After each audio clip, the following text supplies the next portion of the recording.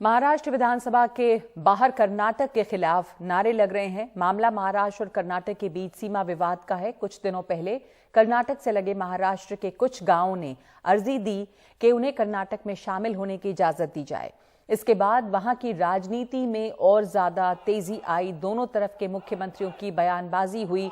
दिलचस्प ये भी है कि फिलहाल दोनों राज्यों में बीजेपी की सरकार है और गृह मंत्री ने हाल ही में दोनों मुख्यमंत्रियों के साथ इस मुद्दे पर बैठक भी की है।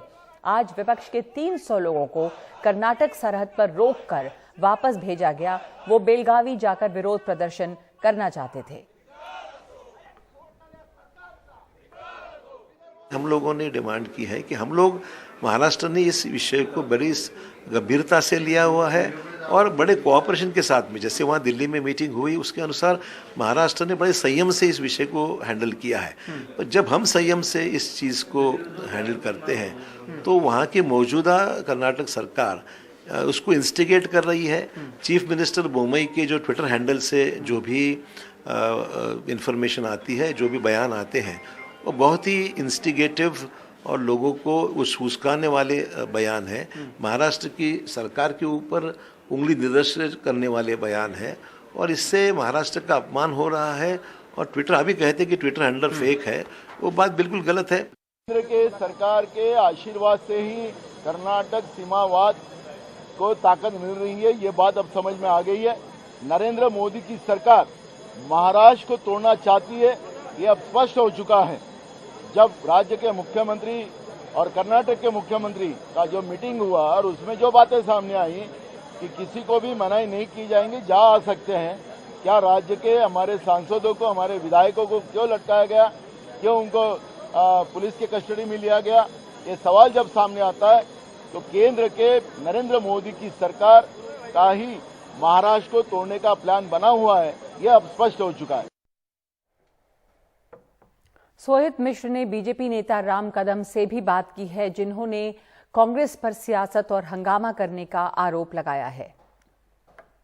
हमारे साथ भारतीय जनता पार्टी के विधायक राम कदम मौजूद हैं। सर, नागपुर में आज जो अधिवेशन है उसका पहला दिन था और उसी दिन हमने देखा, पहले ही दिन जो विपक्ष है उनकी ओर से महाराष्ट्र कर्नाटक सीमावाद को लेकर यहाँ पर प्रदर्शन किया गया।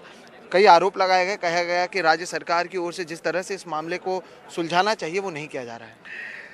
देखिए, बेलगाव जो सीमा का जो विवाद है, इस विवाद की मूल जड़ कांग्रेस दल है और वही कांग्रेस महाराष्ट्र के अन्य दलों के साथ मिलकर के यहाँ हंगामा करने का प्रयास कर रहा है। पूरी तरह से लोगों को गुमराह करना, लोगों को भटकाना, यही ये विपक्ष का काम है। जब महाराष्ट्र की सरकार ने हमारा रुख पूरी तरह से स्पष्ट कर दिया है कि 1 इंच भी जमीन हम किसी को नहीं देंगे, पूरा विवाद देश की सर्वोच्च न्यायपालिका में चल रहा है, फिर हंगामा किस बात का? इनके पास कोई दूसरे मुद्दे नहीं है। इनके वसूली के कारण शीतकालीन सत्र में बाहर न आए, इसके लिए लोगों को गुमराह करने के ये इनके धंधे हैं। सवाल यह है कि महाविकास आघाड़ी के कई नेता आज भी बेलगांव जाने की कोशिश कर रहे थे, उन्हें जाने नहीं दिया जा रहा है। उनका यही कहना है कि जब ये बात कही गई है, गृह मंत्री ने कहा है ये मामला सुप्रीम कोर्ट में चलेगा, तब क्यों रोका जा रहा है? वही उनका सबसे बड़ा सवाल है। देखिए, इस बात को स्वीकार करना होगा कि शीतकालीन सत्र में महाराष्ट्र के विपक्ष के पास रखने के लिए कोई मुद्दे नहीं है, तो मूल मुद्दों से ध्यान भटकाने के लिए और लोगों को गुमराह करने के लिए उनकी कोशिश है। तो ये इसे आप एक अहम मुद्दा फिलहाल नहीं मान रहे हैं? ये महाराष्ट्र कर्नाटक विवाद हमारे लिए पूरा अहम मुद्दा है। आदरणीय गृह मंत्री अमित शाह जी ने बैठक करी है, पूरी तरह से स्पष्टता से निर्देश दिए हैं। उन निर्देश का पालन दोनों राज्य करेंगे। सर्वोच्च न्यायपालिका में, अदालत में फैसला है, फैसला का इंतजार करेंगे।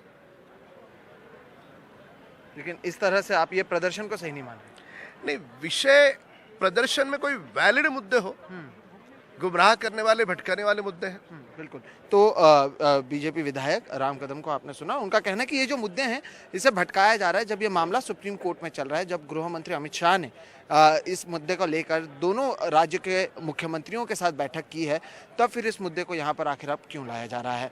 नागपुर से कैमरा पर्सन राजेंद्र दयालकर के साथ सोहित मिश्रा, NDTV इंडिया। तो सोहित हमारे साथ जुड़ रहे हैं इस वक्त पर। सोहित, अगर दोनों ये कहते हैं राम कदम कि इसको विपक्ष जो है मुद्दे को, ये लोगों को बहका रही है, मुद्दे को उठा रही है क्योंकि शीतकालीन सत्र में उनके पास कोई मुद्दा नहीं है, तो गृह मंत्री की दोनों ही राज्य के मुख्यमंत्रियों से बैठक हुई है। दोनों ही मुख्यमंत्री, जहां दोनों जगह बीजेपी की सरकार है, क्यों नहीं इसे काबू कर पा रहे हैं? और कहते हैं वहां पर कि चुनाव भी होने वाले हैं कर्नाटका में, तो एक कन्नड़ नेशनलिज्म की जो बात है उसको भी भड़काया जा रहा है। तो क्या ये सिर्फ एक नूरा कश्ती है, दोनों जगह पे बीजेपी की सरकारें हैं, उसको कंट्रोल नहीं कर पा रहे?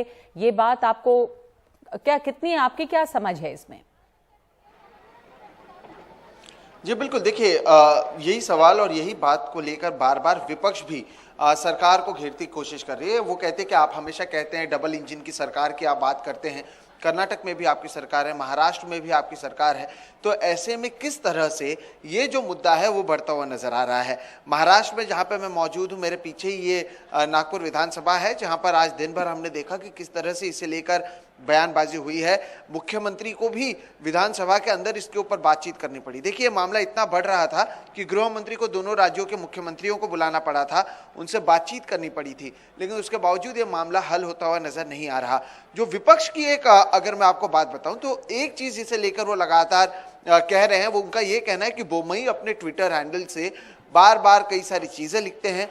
जब ये सवाल हम मुख्यमंत्री से पूछते हैं कि बोम्मई तो कह रहे हैं, वो तो कर्नाटक को भी बेलगांव की बात छोड़िए, आप तो वो तो कह रहे हैं कि सोलापुर का हिस्सा भी कर्नाटक में आना चाहिए।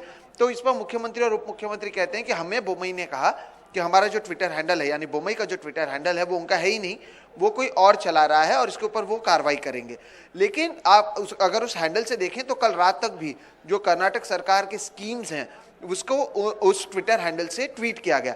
ऐसे में इसलिए विपक्ष भी यहाँ पर आक्रामक है, क्योंकि ये जो अगर कर्नाटक में चुनाव है तो ठीक उसी तरह से अगर महाराष्ट्र की आप बात करें तो बीएमसी हो गए, ठाणे की बात कर लें या और कई महानगर पालिकाएं हैं, वहां पर भी चुनाव होना है।